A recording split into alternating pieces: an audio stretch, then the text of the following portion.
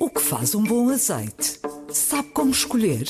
Venha descobrir e explorar este produto tão importante da nossa gastronomia na Escola do Gosto. Dia 25 de novembro no Porto, venha provar e aprender com Ana Carrilho, Edgardo Pacheco e o chefe André Cabrita. Os lugares são limitados. Inscreva-se já em público.pt. Este é o Poder Público, a semana em debate pela secção de Política do Público. Sónia Sapage, São José Almeida, Maria Lopes. Viva, eu sou Helena Pereira e este é o Poder Público.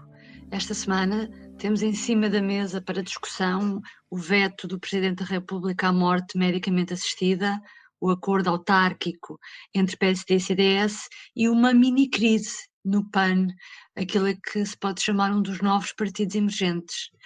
Começando pela eutanásia e começando por ti, Sónia, o Tribunal considerou que é preciso definir melhor o conceito de lesão definitiva, mas já quanto a outro conceito que o Presidente tinha pedido para ser analisado, o do sofrimento intolerável, os juízes consideraram que pode manter-se como está no projeto que foi aprovado.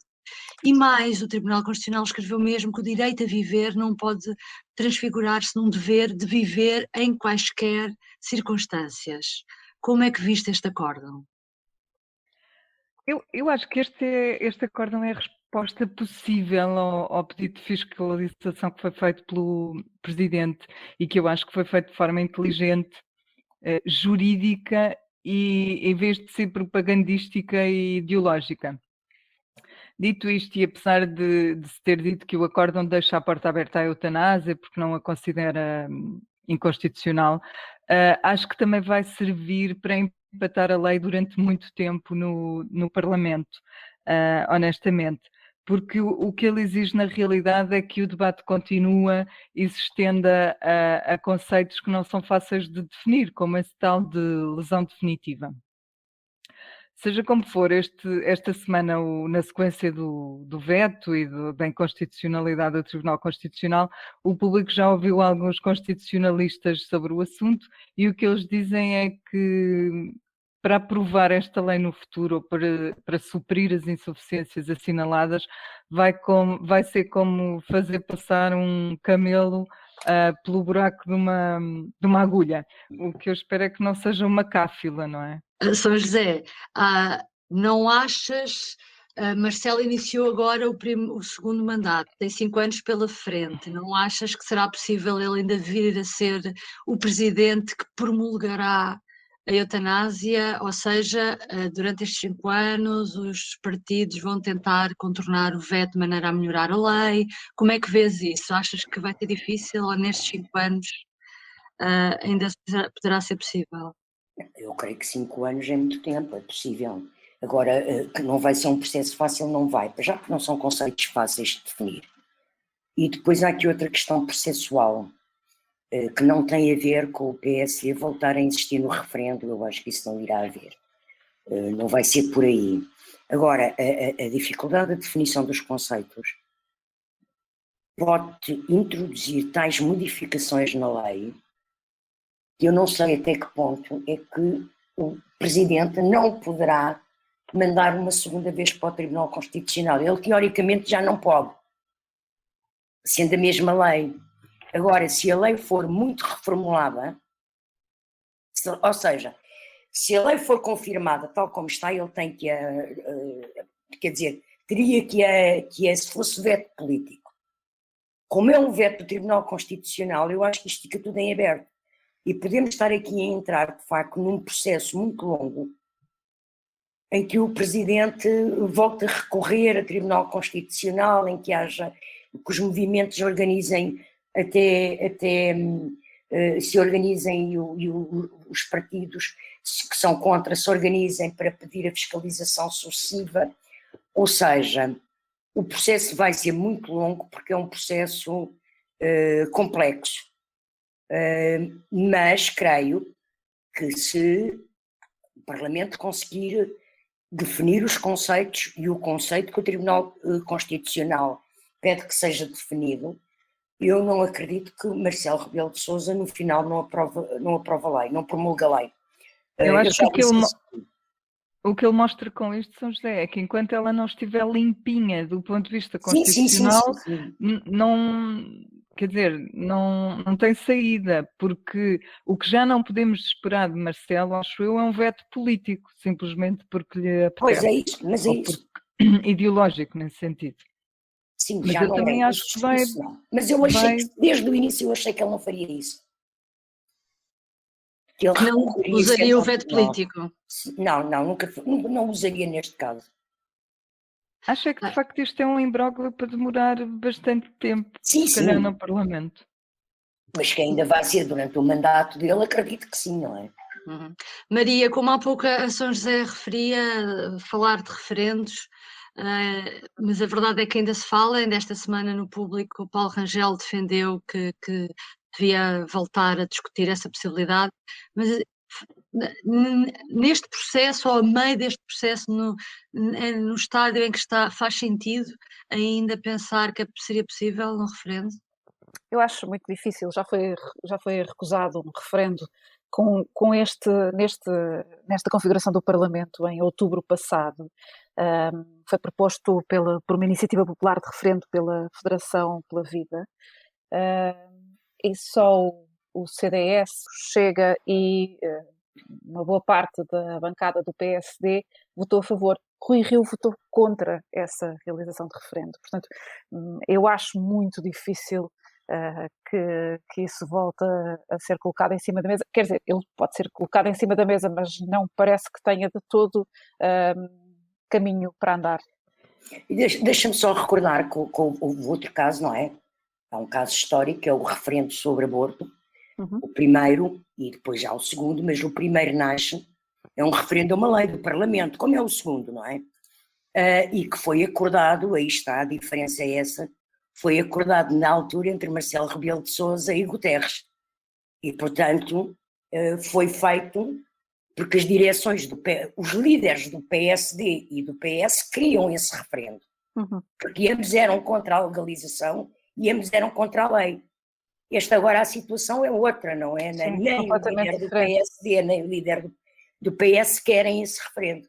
Aliás, ontem António Costa foi questionado no debate pelo CDS e simplesmente chutou para canto, disse que isso é uma questão da bancada. Rui Rio também disse uma coisa muito parecida, que é, em questões de convicção não mudo. Posso ficar completamente sozinho, mas não mudo. Portanto, a convicção dele era dar liberdade de voto à bancada, era resolver isto sob outra forma que não a de referendo. Portanto, eu também tenho dúvidas que isso vai acontecer. Até porque isso não clarifica... O próprio Sim, Rui até Rio porque isso não votou clarifica o contra que o está em referendo. causa aqui. Desculpa. O próprio Rui Rio votou contra o referendo e votou a favor da legalização da morte medicamente assistida, portanto. O que eu estava a dizer é que não acredito que essa questão resolva o problema que está em cima da mesa. A questão da lesão definitiva, dos conceitos vagos, não é um referendo que vai resolver isso, que vai limpar a lei desses problemas. Deixa-me acrescentar-te então uma coisa. Quando foi a discussão no grupo de trabalho na especialidade, os deputados estiveram ali com uma discussão sobre o termo a usar precisamente sobre a questão da extensão da lesão ou da importância que teria, e sempre sempre diziam que será sempre muito difícil e que os conceitos que possam ser ali serão sempre indeterminados. Portanto, é muito difícil, de facto, usar um termo que seja consensual ou que seja objetivo. Porque eu acho que eles também querem evitar que a lei só se aplique naquele caso. Imagina, no caso de cancro em última instância, a ideia não é que seja numa situação única. As leis nunca são, de resto, assim tão ao concreto, mas, Sim, enfim, é difícil. a questão da lesão da especial gravidade, por exemplo, a dada altura, começaram a discutir sobre o que é que poderia ser de especial gravidade. E houve alguém, uma deputada, que até disse, bom, então imagina, na Holanda, um artista plástico que fica cego. Para ele é uma lesão de gravidade extrema, porque artista plástico fica cego. Portanto, são de facto conceitos muito difíceis de quantificar. Uhum. Esta semana foi também assinado um acordo autárquico entre o PSD e o CDS. Sónia, estamos a mais ou menos a 6 meses do início da campanha eleitoral e ainda há tantas incógnitas. Por exemplo, o Porto ficou de fora deste acordo entre PSD e CDS. CDS apoia Rui Moreira, PSD não quer apoiar Rui Moreira, mas ainda não anunciou o seu candidato. Será que já tem candidato ou ainda anda à procura? A acreditar no que disse o líder, Rui Rio, ele tem-no na cabeça há muito tempo, mas só ele sabe quem é, o que ele tem dito sempre. O que nós sabemos é que o PST já passou por várias fases. Já andou em jantares com Rui Moreira, dirigentes do PST participaram em jantares com Rui Moreira, que foram confirmados, não desmentidos, e soube-se muito do que se passou lá cá para fora, em que houve convites ou insinuações ao autarca do Porto para haver uma espécie de aliança ou coligação para tentar um acordo, no fundo. E também já soubemos, já escrevemos sobre os convites a Paulo Rangel, que recusou, portanto, que não podem contar com ele para o Porto. Portanto, se o nome que estava na cabeça de Rui Moreira era outro, que não estes dois, não há nada a temer. Se era um destes dois, acho que acho que ainda há um caminho para fazer no Porto, porque é uma grande incógnita e é uma Câmara difícil. Ao que sabemos, em Lisboa, o nome também já estava acertado, estava na cabeça de Rui Rio e acertado há muito tempo. E só se soube agora porque terá havido conversas ou da parte do líder ou da parte do candidato com terceiras pessoas. Se calhar no Porto o segredo está de facto mais bem guardado. Vamos ver.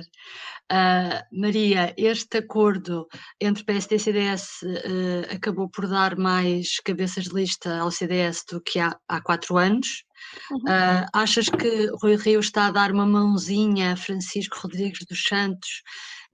Afinal de contas, os dois estão a passar por uma situação parecida nos seus partidos, a serem ameaçados na sua liderança, e há aqui uma espécie de irmandade. Assim, mãozinha, bom, enfim, aquilo é uma aliança natural, não é? Aliás, já aconteceu tantas outras vezes. Agora, dos dois, obviamente, todos sabemos que dá muito mais jeito a Francisco Rodrigues dos Santos. Olhando para o peso de cada um, olhando para o peso de cada partido, eles ambos têm sido ameaçados na liderança quase desde o início, não é? Os dois já enfrentaram desafios de outras pessoas do partido a ameaçar a sua liderança. Enfim, quando não se está no poder é normal estas disputas internas nos partidos que estão na oposição, não é? Mas não parece que seja uma mãozinha especial ao CDS, sobretudo porque eles sempre se aliaram, não é? Sobretudo até nas autárquicas. Sim. O que eu acho sobre isso é que isto acontece porque há alguns conselhos que eles sinalizaram como sítios onde, se forem coligados e com cabeça de lista do CDS, têm mais hipóteses de ganhar ao PS, têm mais hipóteses de vir a disputar a Câmara. Acho que a lógica é mais interesseira nesse sentido do que tenha a ver com lideranças ou coisas do género. Ou por solidariedade, não é? Ou por solidariedade, sim. Sim, eu acho que é mais contas. E também há aqui uma conta que é preciso perceber. O CDS, nas últimas autárquicas, teve melhor votação em Lisboa do que o PSD. E o cabeça de lista é do PSD. Aliás, Nuno Melo, do CDS, criticou isso.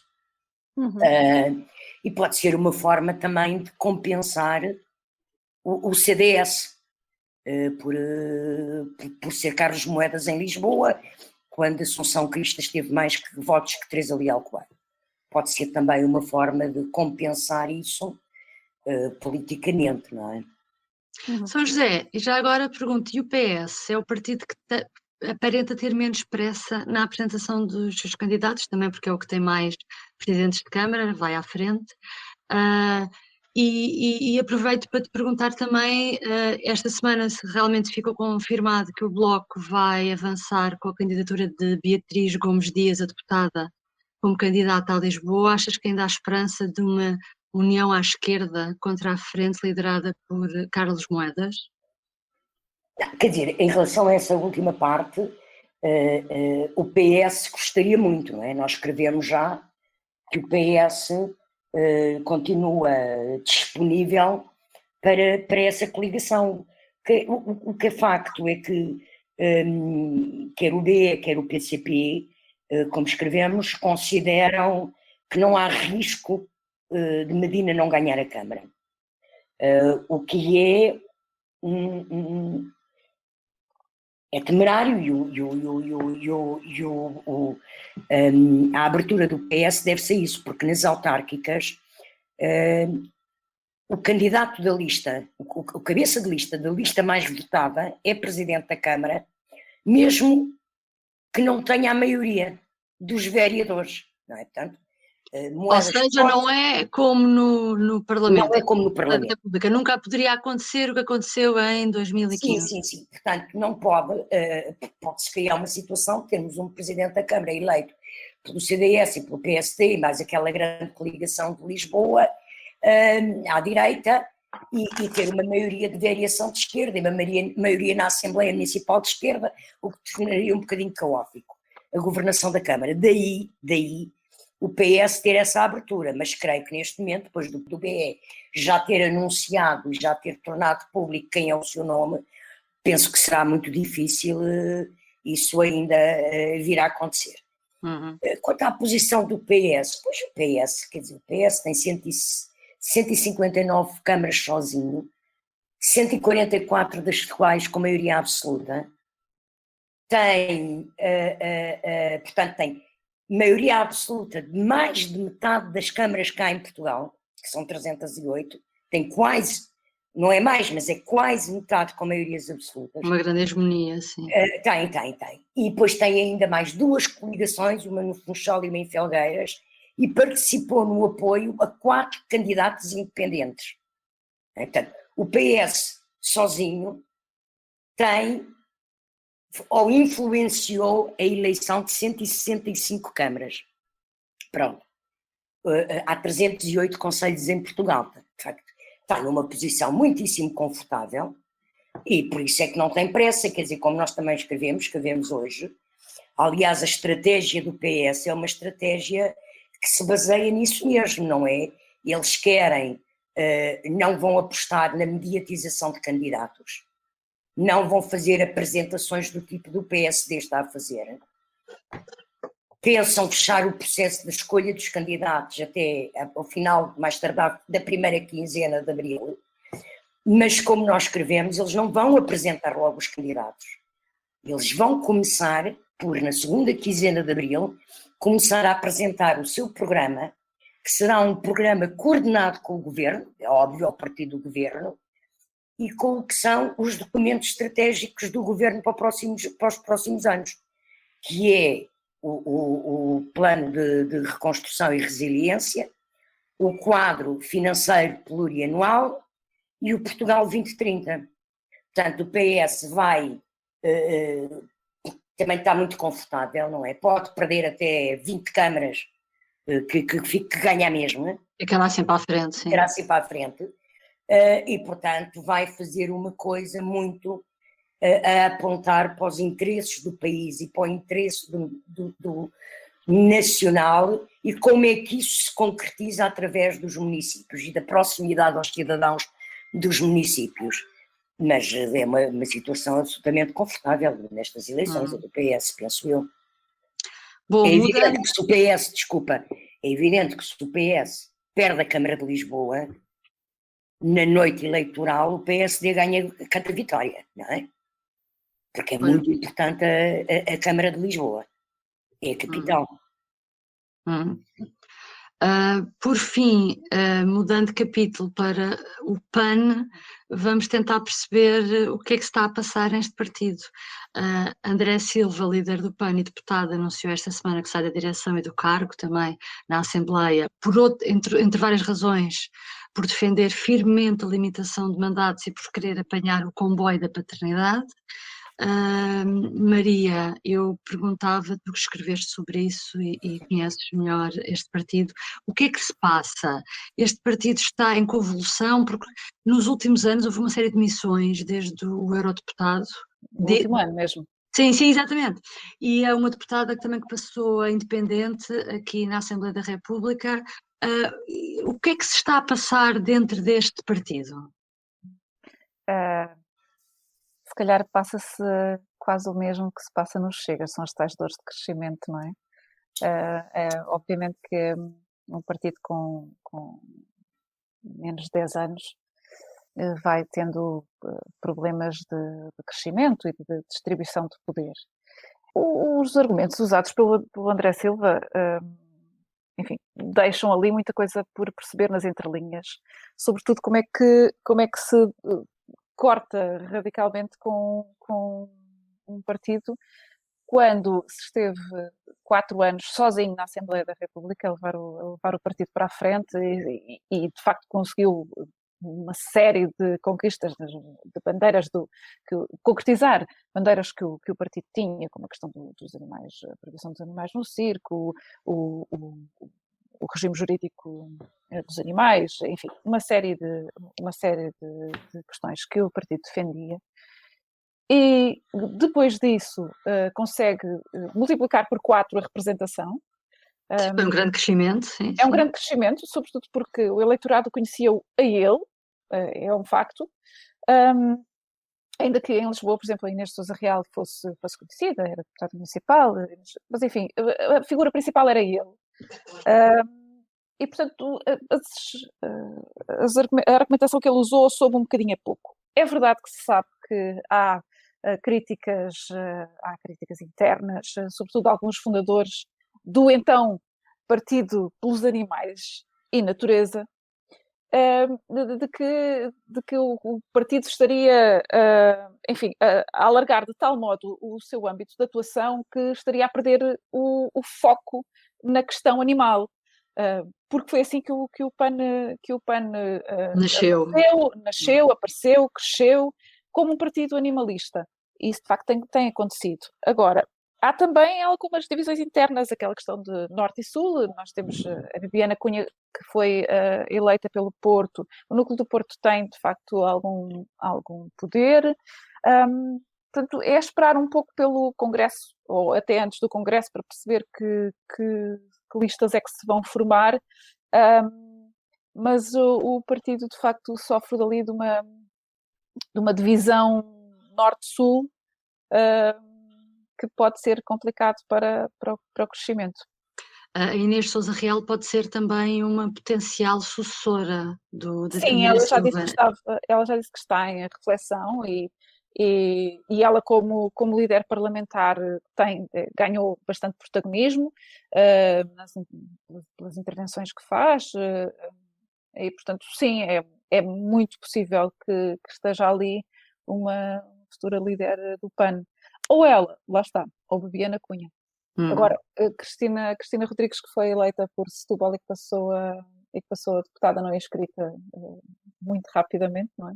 Quer dizer, não tão rapidamente quanto a deputada do LIVRE, ou eleita pelo LIVRE, mas foi de facto uma altura em que as saídas foram sucedendo. Foi ela, foi alguns deputados municipais, o eurodeputado, e há uma ligação familiar, não é? Mas, enfim, quase parecia que o partido estava a desfazer com um baralho de cartas. Vamos ver daqui até junho. Sónia, como é que tu também olhas para isto? Que forças são estas que se opõem dentro do PAN?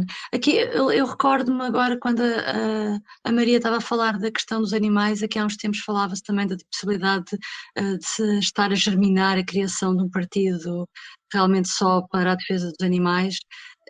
Como é que tu vês isto? O que é que achas que os divide?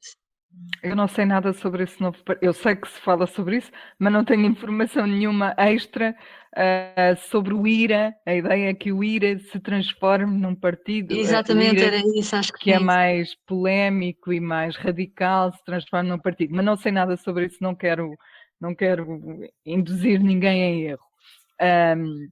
Mas de facto há estas duas linhas. Eu acho que o PAN se depara um bocadinho com este problema, que é a linha que defende que o partido deve contar, não é? Deve tomar decisões e apresentar propostas mais próximas dos outros partidos, Há o caso, nomeadamente, do apoio a Ana Gomes, não é? Que o PAN, provavelmente a outra linha do PAN não aceita, ou não aceitou, ou contestou. Há essa linha que quer que o partido conte e há depois os outros que querem o regresso às origens, ao chamado animalismo, que a Céu falava, ou que a Maria falava, o ambientalismo.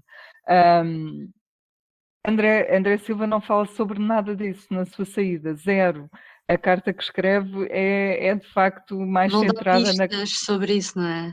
É mais centrado, sabendo nós que houve, enfim, cartas escritas, pessoas a contestar, é mais centrada na história da parentalidade. Ele explica que foi pai há 5 meses e tal.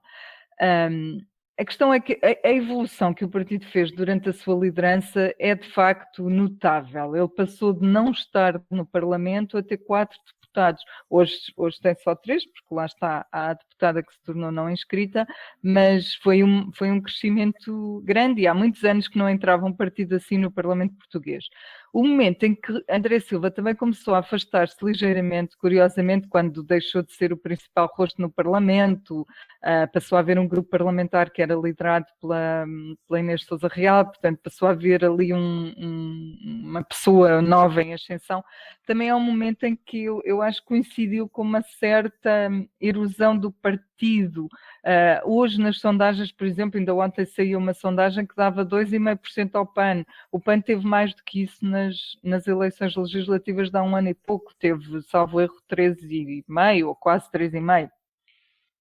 Claro que esta erosão também coincide com algumas outras saídas de dirigentes que nós já falámos aqui e eu acho que tem a ver com isso, com o facto do PAN se estar a transformar num partido mais tradicional, que se encaixa mais na lógica do esquerda-direita, e isso é uma coisa que há gente no partido que sempre rejeitou, não querem, o PAN não quer entrar nessa lógica, não quer entrar nessa dicotomia. E esse para mim é o grande desafio que o partido tem pela frente, que é, vai conseguir manter-se à margem desta dicotomia com a nova liderança, com o que quer que se venha a passar, vai aproximar-se do PS, vai aproximar-se do PSD, vai radicalizar-se. Eu acho que o que vamos estar a discutir daqui a uns tempos é se o PAN foi um epifenómeno. Mas vou pegar nessas tuas palavras para lançar aqui uma questão a São José. Realmente o PAN, quando apareceu nas entrevistas, os jornalistas perguntavam sempre se era de direita ou de esquerda e o André Silva dizia que não era de direita nem de esquerda. Mas, na verdade, ao longo destes anos, o PAN tem sido fundamental para apoiar o governo, nomeadamente nos orçamentos de Estado. Esteve-se no primeiro, aprovou os outros. São José, será um problema para António Costa se houver aqui uma inversão de estratégia do PAN? Quer dizer, se houver uma inversão de estratégia pode ser um problema, mas eu não sei se haverá essa inversão de estratégia, porque vocês falaram de várias pessoas que saíram. Agora, eu não sei de facto, e Paulo Borges é uma pessoa com uma dimensão muito diferente e características muito diferentes de André Silva, não é? É um professor universitário com bastante prestígio, é ou foi presidente da União Budista Portuguesa, portanto, é uma pessoa com um perfil muito diferente. Eu não sei de facto se estas forças que se movem dentro do PAN, se estas pessoas que estão a criticar esta palhazização e as mudanças radicais e não sei o que o André Silva fez, se são pessoas da linha do Paulo Borges, se são de outra linha que entretanto nasceu dentro do PAN, não é? De facto, aqui sim, o PAN é um partido que é pouco conhecido nas suas tendências internas, nas suas sensibilidades internas. E, portanto, quer dizer, eu penso que se for eleita e a Inês Sousa Real líder, que haverá continuidade, não é? Parece-me que essa continuidade, pelo menos em parte, está assegurada. Depende muito de temos muito trabalho nos próximos meses para tentar perceber o que são estas sensibilidades que existem dentro do PAN e o que é que elas politicamente significam. Agora, parece-me também que é muito difícil que venha a ser introduzida uma alteração tão profunda no PAN que o PAN passe a radicalizar a sua estratégia parlamentar contra o governo. Porque o PAN cresceu foi precisamente de se mostrar presente, não só nas questões dos orçamentos, em várias legislação que foi aprovada, e não só sobre animais, não é? Desde questões como a eutanásia até às questões da poluição e dos plásticos. Exato. O PAN é um partido muito presente, a questão das beatas na rua, quer dizer, não era só animais, de facto, tinha uma vertente ambientalista que eu penso que eles também não vão deitar fora para irem só defender propostas sobre animais, porque estão a reduzir a sua própria influência, não é? E a sua própria projeção. O PAN teve propostas para a eutanásia, para a PMA, dos barricas da mulher. Sim. Teve agora propostas sobre o lobby, portanto eles perceberam que era preciso também diversificar a ação, não é? Claro. E se calhar há quem mais radical defenda que ele se deve manter no seu core, que é os animais e a natureza. Mas sobretudo os animais. Pronto, mas não, olha, é uma evolução à qual temos que estar atentos e atentas. Exatamente, vamos ver. Bom, por hoje ficamos por aqui, obrigada por nos ter acompanhado, até breve. Até breve. Até breve. O público fica no ouvido.